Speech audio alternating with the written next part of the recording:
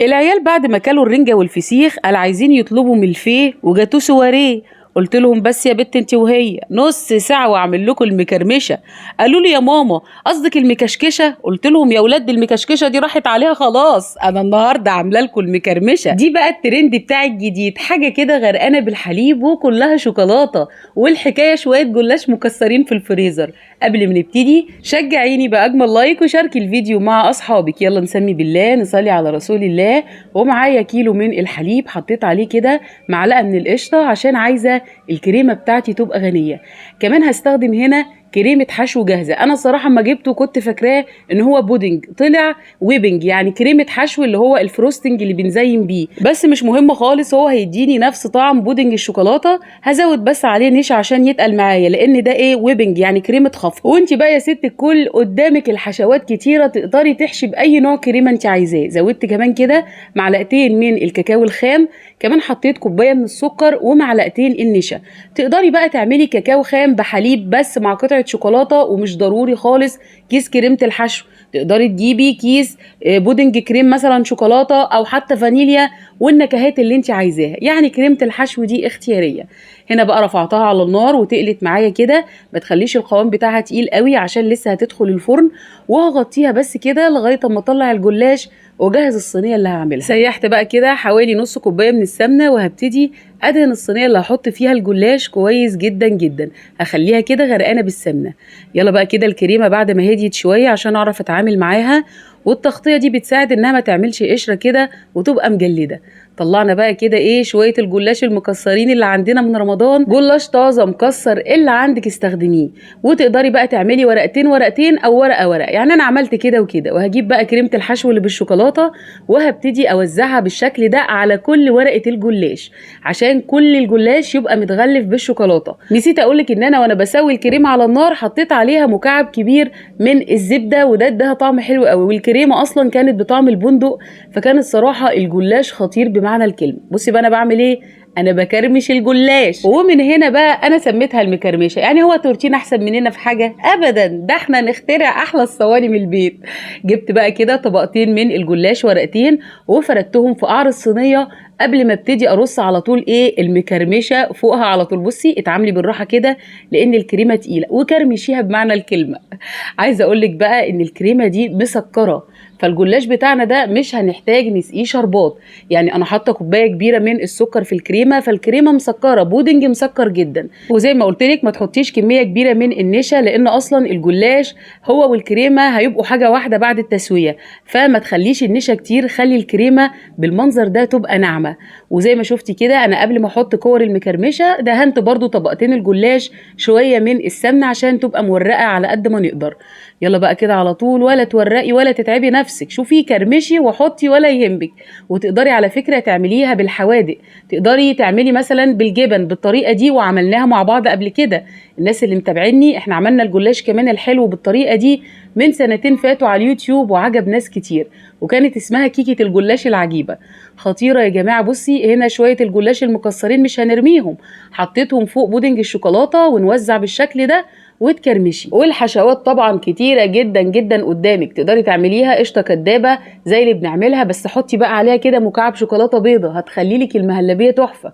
تقدري تعمليها بالكاسترد بالكريم كراميل، اي حشوه بتفضليها، بس احنا طبعا بنعشق الشوكولاته. والصينيه دي كده كان مقاسها حوالي 26، استخدمت فيها لفه جلاش كامله، وكان عندي حوالي 6 ورقات جلاش فايضين معايا، يعني كلها على بعضها كده خدت لفه جلاش ونص او ربع كمان.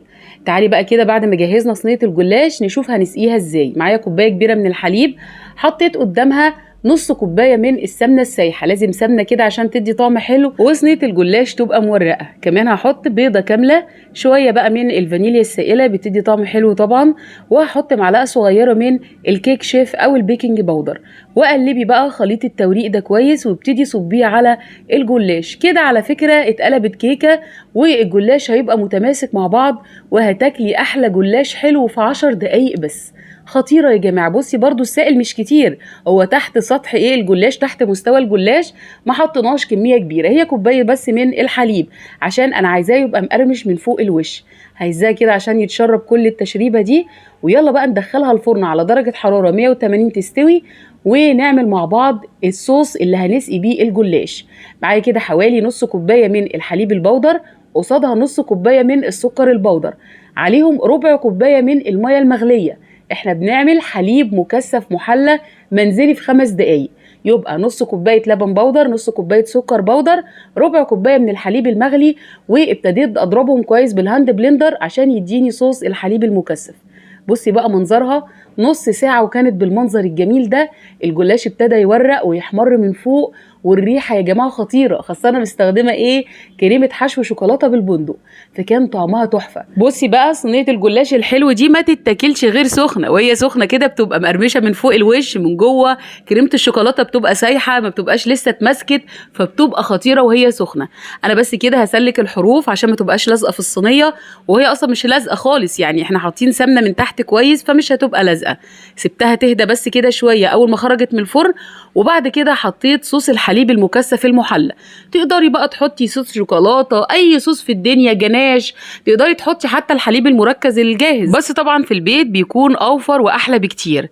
بصي ما شاء الله عليها تشرب بقى صوص الحليب المكثف ده، خطيره خطيره. انا مش هحط شربات ولا هسقيها شربات خالص، انا عايزه طعم الحليب فيها يبقى مركز، فعشان كده اخترت الحليب المركز المحلى. وهنا بقى هعمل كريمه تزيين سريعه كده، معلقتين من الكريم شانتيه، معلقتين لبن بودر، معلقتين سكر بودر، على ربع كوبايه من الميه الساقعه، وهحط كمان معلقتين من بودنج الشوكولاته كانوا فايضين معايا.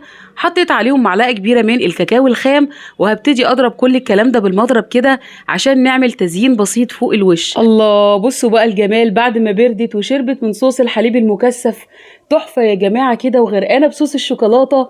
والصراحه ما تتاكلش كده وهي دافيه، يعني تاكليها وهي دافيه تبقى الكريمه سايحه وطعمها خطير.